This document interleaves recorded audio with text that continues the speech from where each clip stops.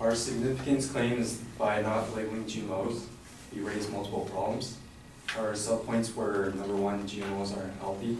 Number two, GMOs produce negative side effects. Number three, GMOs increase herbicides.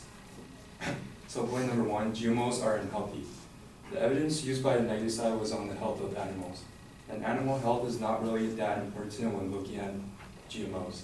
Some studies have called to question the safety of the GMOs when humans consume them. American Public Health Association and American Nurses Association are among many medical groups that condemn the use of GM bovine growth hormone because milk from treated cows has more of the hormone, insulin-like growth factor 1, which is linked to cancer. Research from Canada has successfully identified the presence of pesticides associated with genetically modified foods in maternal, fetal, and non-pregnant women's blood. They also found the presence of Monsanto's Bt toxin. The study used blood samples from 30 pregnant women and 30 non-pregnant women.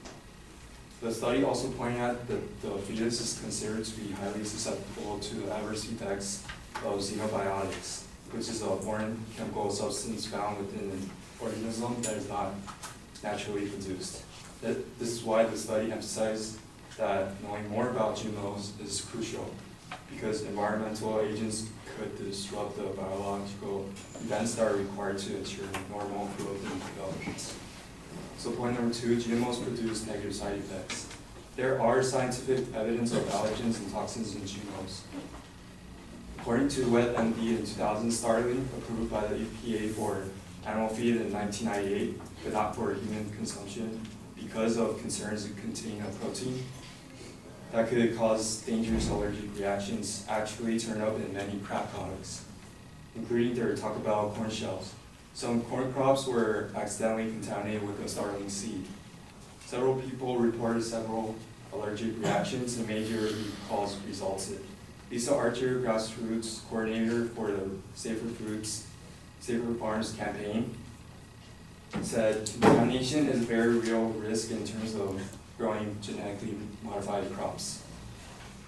And it can contaminate neighboring crops relatively easily. Once you get the stuff out into nature, it's very difficult to control where it goes. And Starling is a great example of that. So point number three, GMOs increase herbicides. Farmers use Roundup, a herbicide, and nothing else to control the weeds. And they use it over and over again, season after season. It wasn't long before weeds were struggling off the herbicide. Senior scientist Doug Gurian-Sherman with the environmental group Union of Concerned Scientists said it's really Darwinian evolution on steroids.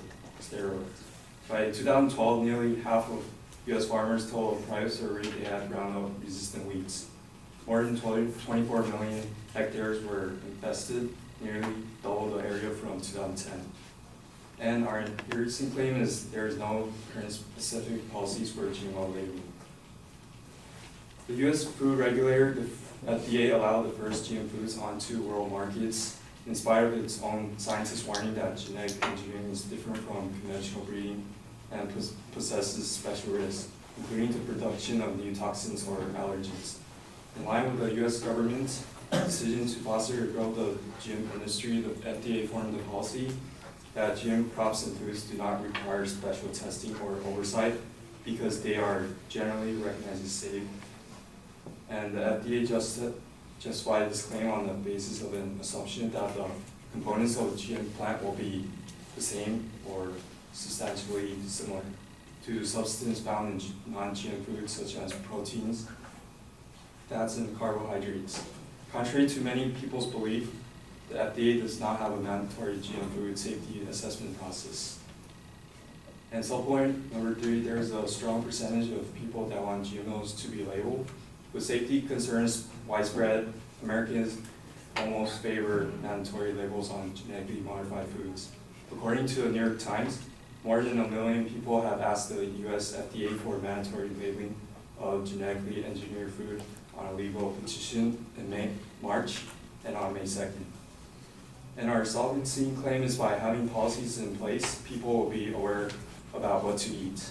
Number one, for religious or ethical reasons, some Americans may want to avoid eating GMOs. A key ethical concern about GM foods is there potential to trigger allergies or disease in humans.